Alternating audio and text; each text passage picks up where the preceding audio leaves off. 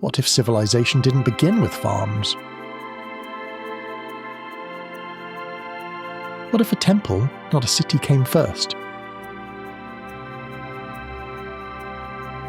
What if everything we were taught is in the wrong order?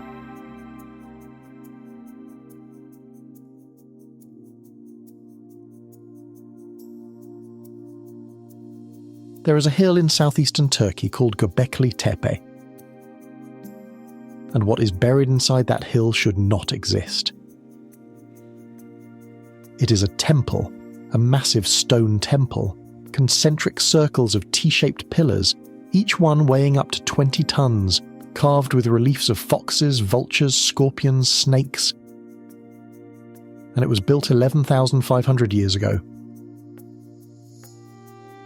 Let me put that number in perspective.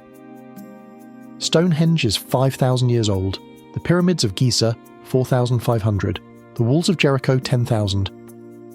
Göbekli Tepe predates all of them, by thousands of years. It predates writing, it predates the wheel, it predates the invention of pottery. It is so old that when it was built, mammoths were still walking the earth in some parts of the world. Now here is the part that breaks the textbook story. For 100 years, archaeology has taught the same sequence. First, humans learn to farm. Then, with food stable, they build villages, then cities, then religion and monuments, agriculture, then civilization, then temples, in that order.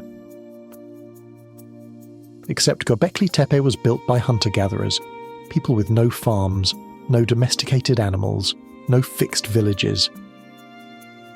Nomadic tribes who moved with the seasons, and somehow, somewhere, they decided to drag 20-ton stones up a hill and carve them with predators. That changes the entire order of how civilization began. The German archaeologist Klaus Schmidt, who excavated Gobekli Tepe from 1995 until his death in 2014, proposed something radical. What if it was the other way around? What if religion came first? What if humans gathered to build something sacred, and that gathering forced them to invent agriculture just to feed everyone who showed up?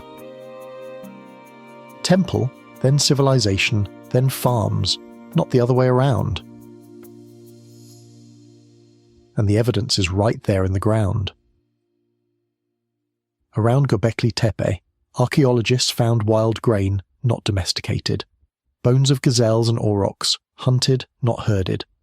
But within a few hundred years of the temple being built, the first domesticated wheat in human history appears in this exact region. Like the temple is the cause and agriculture is the effect. Then the story gets stranger.